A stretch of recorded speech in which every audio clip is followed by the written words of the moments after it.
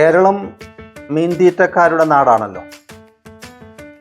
പണ്ട് തമാശന് പറയും കേരളത്തിൽ ഏറ്റവും കൂടുതൽ കാണാനുള്ള തിരക്ക് രണ്ടിടത്താ. ഒന്ന് ബാറുകളുടെ മുൻപിലും, രണ്ട് മീൻ കടകളുടെ മുൻപിലും. കേരളത്തിൽ എവിടെ പോയാലും മീൻ കച്ചവടക്കാരെ കാണാം, ഫിഷ് സ്റ്റാളുകൾ കാണാം.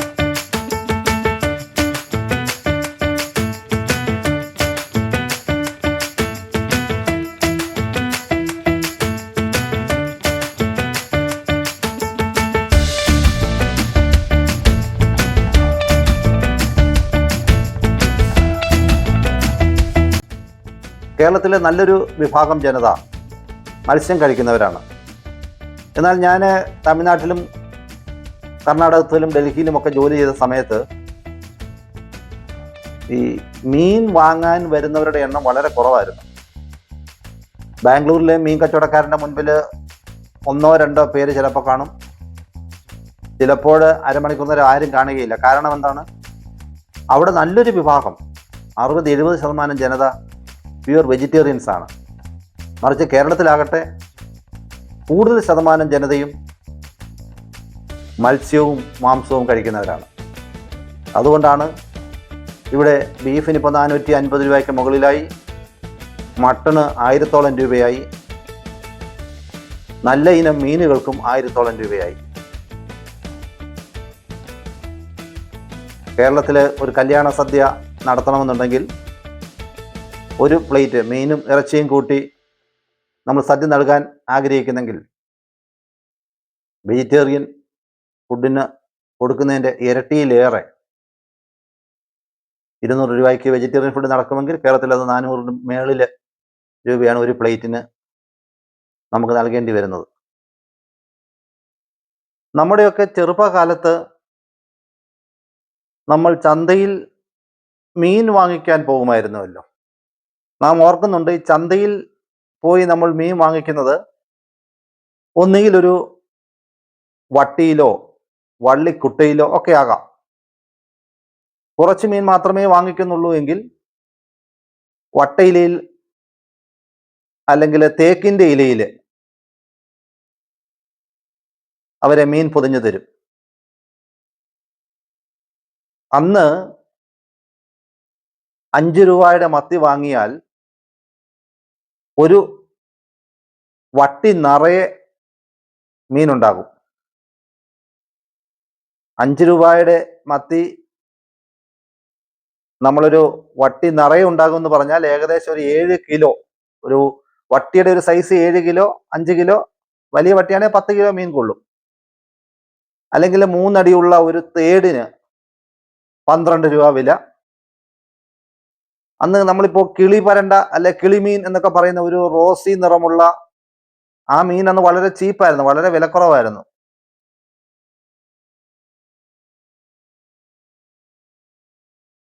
ഞാൻ ഓർക്കുന്നുണ്ട്, ഈ മീൻ പെരുകുന്ന സമയത്ത് കൊട്ടയിലൊക്കെ ഈ മീൻ വാങ്ങിച്ചുകൊണ്ട് പോയി റബ്ബറിന് വളമായിട്ട് കുഴിച്ചിടും.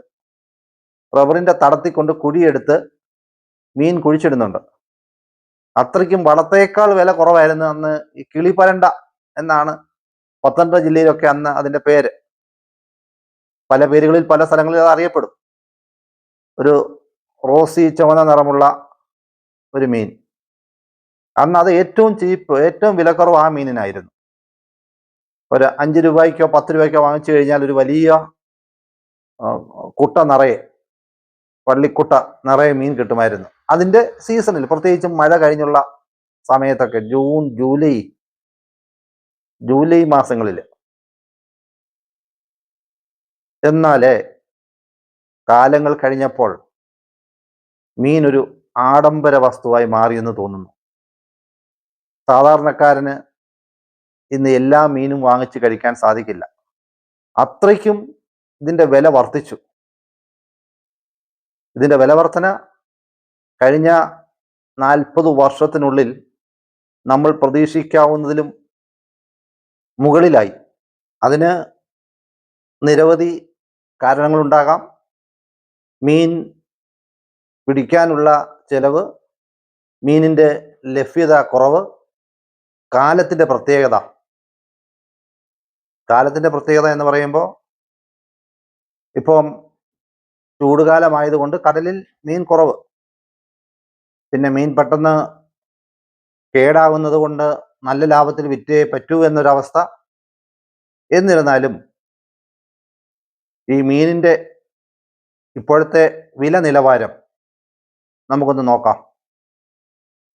പച്ച മീൻ കിട്ടുന്ന, ഒരുപാട് പഴുക്കാത്ത മീൻ കിട്ടും ഈ ഗവൺമെന്റിന്റെ മത്സ്യബെഡിന്റെ സ്റ്റാളുകളിലൊക്കെ എന്ന് നമുക്കൊരു വിശ്വാസമുണ്ട്. ഒരു വാഹനത്തിലൊക്കെ മീൻ കൊണ്ടുവന്ന് ഓരോ ടൗണിലും വൈകിട്ട് വിൽക്കാറുണ്ട്. അവരുടെ വില, ഇന്നത്തെ വില ഓരോ മീനിന്റെയും ഇപ്രകാരമായിരുന്നു. ആവോലി, കറുത്ത ആവോലി, അത് വലുതൊന്നുമല്ല, ഇടത്തരം ആവോലി, 1 കിലോയ്ക്ക് 920 രൂപയാണ്. നെയ്മീൻ്റെ ഒരു പീസിന് 1 കിലോ നെയ്മീൻ മുറിച്ച് 1 കിലോ നെയ്മീന് 1440 രൂപ, 1500 രൂപയാണ്. 1500 രൂപയ്ക്ക് അടുത്താണ് 1 കിലോ നെയ്മീൻ്റെ വില. ഇന്നവിടെ മോത കുഞ്ഞുങ്ങൾ, ചെറിയ മോത, അല്ലെങ്കിൽ മോതയ്ക്ക് 800-900 രൂപ വരും. മോത, ചെറിയ മോതയുടെ ചെറിയ കുഞ്ഞുങ്ങളാണ്, അതിന് വലിയ രുചിയില്ല. അതിന് 540 രൂപയായിരുന്നു ഇന്നത്തെ വില. ഈ കൊല്ലം ഭാഗത്തൊക്കെ ഒരു പുന്നാര മീൻ എന്ന് പറയും. പണ്ട് അതിന് മാർക്കറ്റിൽ അതിൻ്റെ ലഭ്യത കുറവാണ്. 2 വർഷം മുമ്പ് അതിനൊരു 350-400 രൂപ വരെ ഉണ്ടായിരുന്നുള്ളൂ. പക്ഷേ ആ മീനിന് നല്ല ടേസ്റ്റ് ഉണ്ട് എന്ന് പൊതുജനത്തിന് ബോധ്യം വന്നതിന് ശേഷം അതിൻ്റെ വില ഗണ്യമായി ഉയർന്നു. 780 രൂപയാണ് ഇന്ന് 1 കിലോ പുന്നാര മീനിൻ്റെ. പുന്നാര മീൻ എന്നാണ് ഈ മീനിന് പറയുന്ന പേരുകൾ, ഓരോ നാട്ടിലും ഓരോന്നായിരിക്കാം. 780 രൂപയാണ് ഇന്നത്തെ വില. കേര നമുക്ക് കഴിഞ്ഞ 2-3 വർഷം വരെ 300 രൂപ 350 രൂപയ്ക്കൊക്കെ കിലോയ്ക്ക് കിട്ടിക്കൊണ്ടിരുന്നതാണ്. അതിൻ്റെ വില 600 രൂപയിലേക്ക് കുതിച്ചു. അപ്പോൾ സാധാരണ ഒരു ചോദ്യം ഉണ്ടാകും, വില കുറഞ്ഞ മീനുകളും ഉണ്ടല്ലോ. മത്തിക്ക് 1 കിലോ 250 രൂപ, അയല 1 കിലോ 360 രൂപ. പിന്നീട് വങ്കട, ചിലയിടത്ത് അതിന് മങ്കട എന്ന് പറയുന്നു. ഈ വങ്കടയ്ക്ക് 230 രൂപ. കൊഴിയാള 240 രൂപ. ഈ 4 മീൻ ഒഴിച്ച് ബാക്കി എല്ലാ മീനിനും വലിയ വിലയാണ്. നെയ്മീൻ, ചൂരമീൻ, ചൂരയ്ക്ക് ചെറിയ ചൂരമീൻ 460 രൂപ. ഒരു വറ്റപ്പാര 520. കിളിമീൻ, ഇവിടെ അവര് റോമിയോ കിളി എന്നാണ് പറഞ്ഞിരിക്കുന്നത്. ഞാൻ നേരത്തെ പറഞ്ഞ കിളിമീൻ, ആ ചുമന്ന നിറമുള്ള, പണ്ട് തീരെ വിലയില്ലാതെ റബ്ബർ തോട്ടത്തിൽ കുഴിച്ചിടുമെന്ന് പറഞ്ഞിരുന്ന മീൻ, ആ കിളിമീൻ്റെ വില 360 രൂപയാണ് കിലോയ്ക്ക്. കണവായിക്ക് 410 രൂപ, വേളാവറ്റ 550 രൂപ. ഇങ്ങനെ പോകുന്നു മീനിന്റെ വില. ഞാൻ ആ ലിസ്റ്റ് നിങ്ങളെ ഒന്ന് കാണിക്കാം. ആ റേറ്റ് ഒന്ന് നോക്കുക.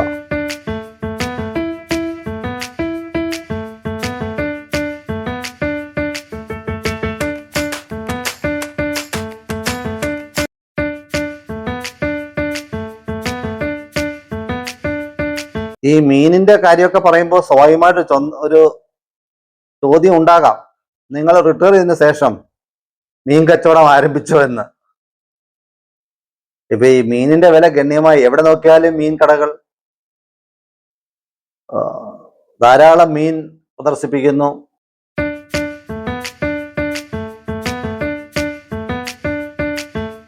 മറ്റുള്ള സംസ്ഥാനങ്ങളിലൊക്കെ ഒരു മീനിന്റെ ഒരു 1-2 മീൻ എടുത്ത് വെക്കത്തുള്ളൂ, ബാക്കിയെല്ലാം അവർ സ്റ്റോറേജിൽ വെക്കും. ഇവിടെ അതല്ല, എല്ലാം ഡിസ്പ്ലേ ചെയ്യും. ഈ തുണികൾ കടയിൽ ഡിസ്പ്ലേ ചെയ്തിരിക്കുന്ന പോലെ മീൻ ഡിസ്പ്ലേ ചെയ്യും. അപ്പൊ സത്യം പറയട്ടെ, ഞാൻ ഈ മീനിന്റെ കഥ ഇത്രയേറെ പറഞ്ഞെങ്കിലും ഞാനൊരു 80% വെജിറ്റേറിയൻ ആണ്. അങ്ങനെ 80% വെജിറ്റേറിയൻ എന്ന് പറഞ്ഞാൽ അങ്ങനെ ഒരു വെജിറ്റേറിയൻ ഉണ്ടോന്ന് നമുക്ക് ചോദിക്കാം. ഞാൻ കഴിക്കുന്ന ആഹാരത്തിന്റെ 80% വെജിറ്റേറിയൻ ഫുഡാണ്. ആഴ്ചയിൽ 1-2 നേരം മാക്സിമം, 2 ആഴ്ചയിൽ ഒരിക്കൽ ചിക്കൻ കഴിച്ചെങ്കിലായി.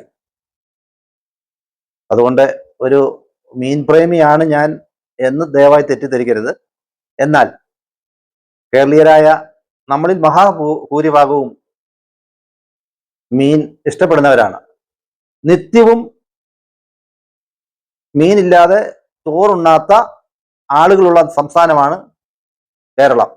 എനിക്കറിയാവുന്ന ധാരാളം വീടുകളിൽ അവർ എന്നും മീൻ വാങ്ങിക്കും. തീർച്ചയായിട്ടും ചോറിനോടൊപ്പം മീൻ അവർക്ക് വേണം. മീൻ മാത്രം മതി. ഒരു മീൻചാറ് മാത്രമായാലും കുഴപ്പമില്ല. അപ്പം മീൻ എപ്പോഴും എന്നും കഴിക്കണമെന്ന് വാശിയുള്ള ധാരാളം ആയിരക്കണക്കിന് പതിനായിരക്കണക്കിന് ജനങ്ങളുള്ള നാടാണ് നമ്മുടെ നാട്. അതുകൊണ്ടാണ് ഈ മീൻ വിഷയം ഞാൻ അവതരിപ്പിച്ചത്. ഞാനൊരു മീൻ പ്രേമിയല്ല, ഞാനൊരു മീൻ വിദ്വേഷിയുമല്ല. വല്ലപ്പോഴും ഒക്കെ ഞാൻ മീൻ കഴിക്കാറുണ്ട്. ഇതൊക്കെ പറഞ്ഞാലും മത്തി, അയല, ചൂട മീൻ, അങ്ങനത്തെ കൊടിയാള, ഭാഗ്യത്തിന് ഇതിനൊന്നും വലിയ തോതിൽ വില ഉയർന്നിട്ടില്ല എന്ന ഒരു സത്യം നമ്മൾ മറച്ചു വെക്കാനും സാധിക്കില്ല. എന്നാൽ അതേ റേഞ്ചിലുണ്ടായിരുന്ന ഈ കിളിമീന്, ഈ ചുമന്ന മീനിന് ഇന്ന് 500 രൂപ വരെ കിലോയ്ക്ക് വില എത്തിയിട്ടുണ്ട്. ഈ മേഖലയിലുള്ളവർ പറയുന്നത് മീനിന്റെ ലഭ്യത വളരെയേറെ കുറഞ്ഞിട്ടുണ്ട്, അതുകൊണ്ടാണ് ഇത്രയേറെ വില വർദ്ധിക്കുന്നത് എന്നൊരു അഭിപ്രായവും നമ്മൾ പത്രങ്ങളിൽ വായിച്ചിട്ടുണ്ട്. കാര്യം ഇത് എന്തൊക്കെയായാലും മത്സ്യം ഇപ്പോൾ ഒരു ആഡംബര ഭക്ഷ്യവസ്തുവായി മാറിയിരിക്കുന്നു. ബീഫ് പോലെയും മട്ടൺ പോലെയും മത്സ്യവും ആഡംബര ഭക്ഷ്യവസ്തുവായി മാറിയിരിക്കുന്നു.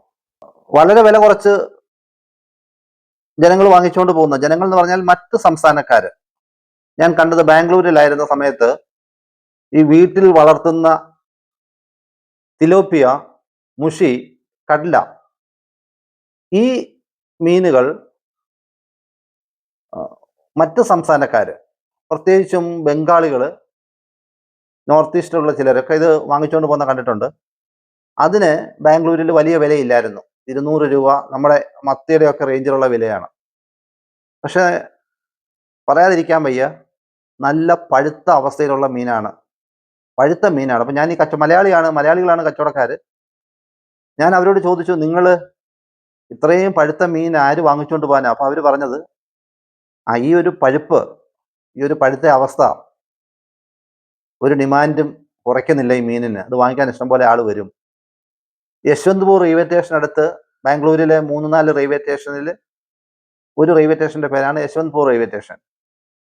വലിയ റെയിൽവേ സ്റ്റേഷനാണ്. ഈ 3-4 റെയിൽവേ സ്റ്റേഷൻ എന്ന് പറഞ്ഞാലും എല്ലാം വലുതാണ്.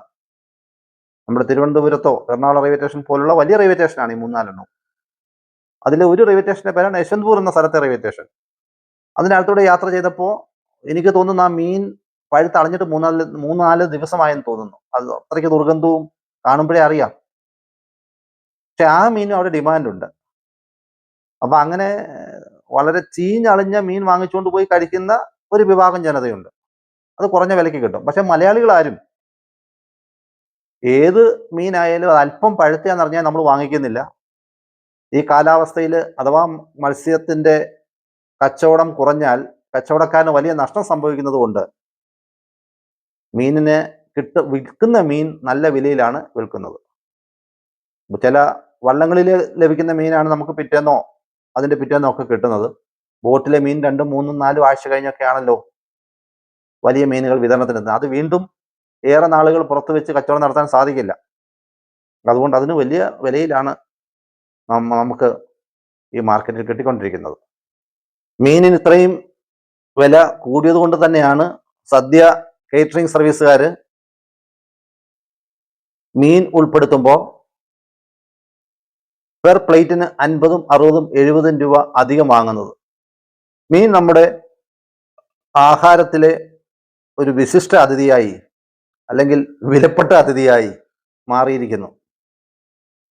ഒരു സാധാരണക്കാരൻ്റെ ഒരു ദിവസത്തെ വരുമാനം, ആവറേജ് വരുമാനം നോക്കിയാൽ ഒരു തൊഴിലാളിയുടെ ഒരു ആവറേജ് വരുമാനം ഒരു മാസം 30,000 രൂപയാണ് സാധാരണക്കാരൻ്റെ ഒരു ശമ്പളം. ഒരു കടയിൽ നിൽക്കുന്ന വ്യക്തിയോ ഒരു തൊഴിലാളിയോ, അങ്ങനെ ഒരു ചെറുകിട സാധാരണക്കാരനായ ഒരു മനുഷ്യൻ്റെ, ഒരു തൊഴിലാളിയുടെ വരുമാനം എന്ന് പറയുന്നത് 30,000 രൂപ. നമുക്കറിയാം, അതിനേക്കാൾ താഴെ ശമ്പളത്തിൽ ജോലി ചെയ്യുന്ന ധാരാളം പ്രൊഫഷണലുകളുണ്ട് കേരളത്തിൽ. അതൊക്കെ ഇവിടുത്തെ വിവാദമായ വിഷയങ്ങളാണ്. അപ്പം ഒരു ദിവസം ഒരാൾക്ക് കിട്ടുന്ന വരുമാനം, ഒരാളുടെ വരുമാനം 1000 രൂപ എന്നെടുത്തു.